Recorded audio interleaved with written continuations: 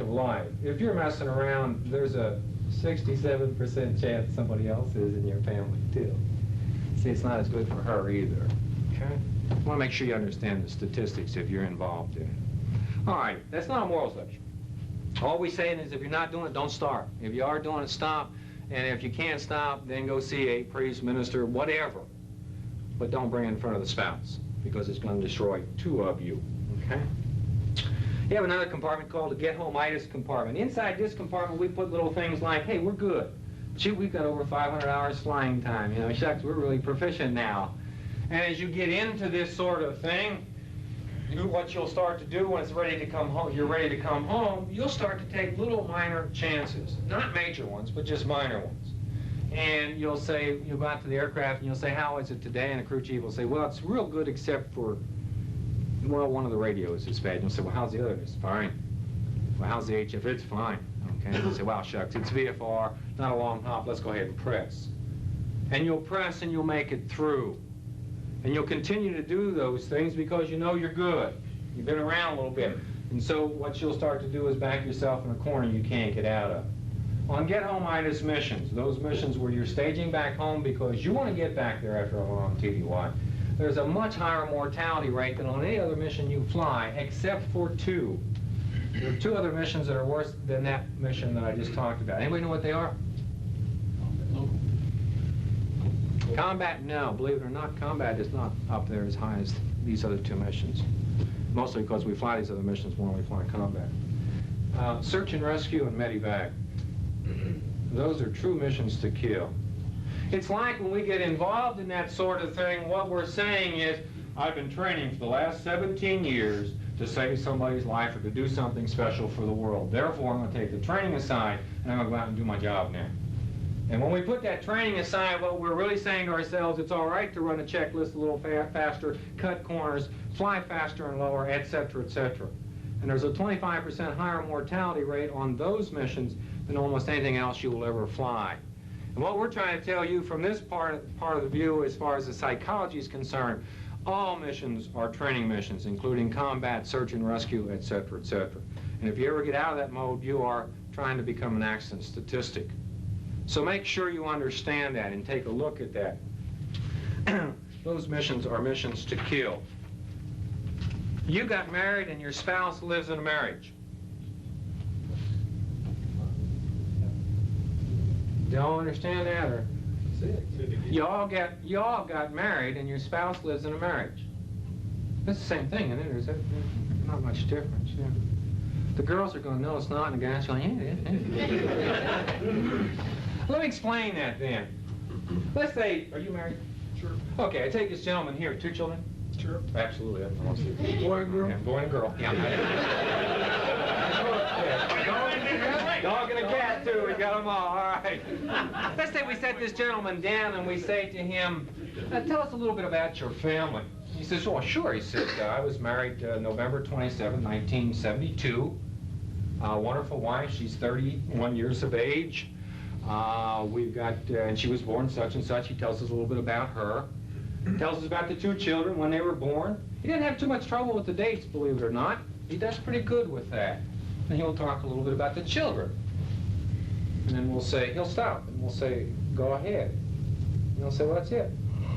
You know, you're supposed to get out and grow up and have a good job and get married, have a couple kids. I've done it. That's it. We said his wife, Dad, we asked her the same questions. He said, tell us about your marriage and your family and your husband. She'll say, yeah, we were born, she'll give the same date. She'll talk about the dates, how old you are. She'll talk about the marriage itself and the 2 children. And she'll stop basically the same place he stops. And we'll say, go ahead. Guess what? She goes ahead. She talks about how she's keeping the marriage together, how she's working at it as a 24-hour-a-day job. We say, what about him? No. He comes home, sits down on the sofa, puts his feet up, drinks a beer, watches TV. Well, doesn't he help you? No. Doesn't he tell you he loves you? No. Well, doesn't he tell you? How does he tell you that if you ask him? How do y'all tell your wives that you love them? What do you mean I don't love you? Look what I bought you last week, bitch, for crying out loud. Yeah, Christmas. Look at the house you got here. That's how we tell them we love them, and that's how we look at life. We grow up, we got married, and we live in that marriage only because that's part of us. They live in it because it's a 24-hour-a-day job. They do not perceive you as being members of that job. It might not be true in your family. I'm just saying that's the perception in a lot of cases. You're predictable, you're systematic and methodic, you're checklist free. Checklists get you through your daily life in this business. They get you through check rides, they get you through flying, they get you through maintenance maneuvers, they get you through anything you do. There's some kind of a checklist in the Air Force for it. Well, dadgummit, if it's so good for the Air Force, why shouldn't it be good at home? It is, you use it. Don't you all have checklists at home? I don't mean written down on a knee board or anything like that, but don't you have checklists? Sure you do. Let's take a vacation for y'all. Don't you have a checklist for your vacation? Okay, family, we're going on vacation this week and all that. Tire pressure's been checked, the oil's been checked, okay, gas is up, car's clean, everybody got their underwear, check on it, okay. 4 cans of beans, got that check. Speaking of vacations, your vacations are for shit. They stink, they're miserable, they're rotten. Now why would that be? Let me give you the classic scenario of an Air Force vacation. Okay, family, this is God speaking.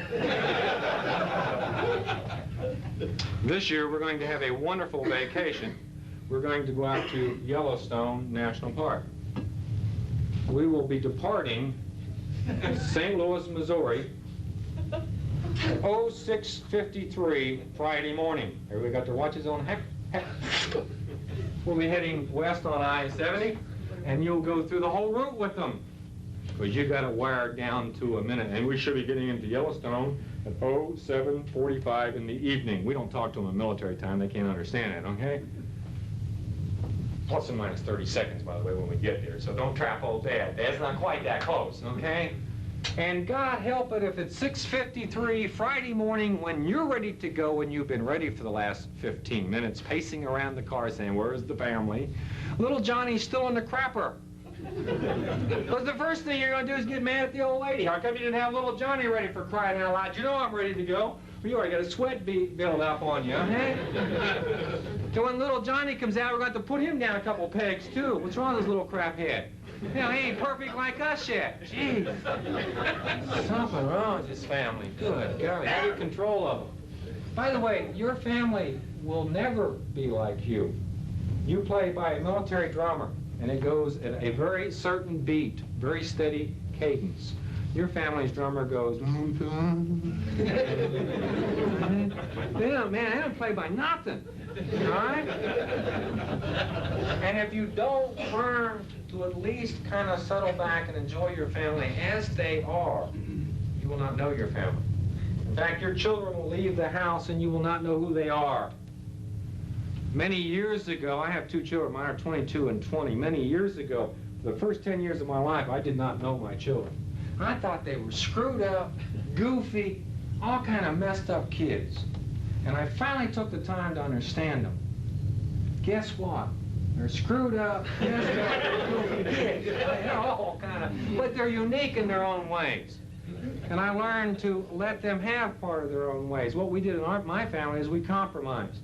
I still have to leave at 6:53 Friday morning. Okay? That's me. And so what we sat down and said, my family says, we'll leave at 6:53, Dad. But once we leave, we'll control the time and the destination from this point on. I said, I'll try it one time. I tried it once, I didn't like it, but I tried it the second time, I started to like it. What we do now is I back out of the driveway, and as soon as I back out at 6:53, and they're there 15 minutes before me, because they don't want to mess Dad up at the very beginning, okay? We drive out the driveway, and we're sitting there, and my kid says, turn left.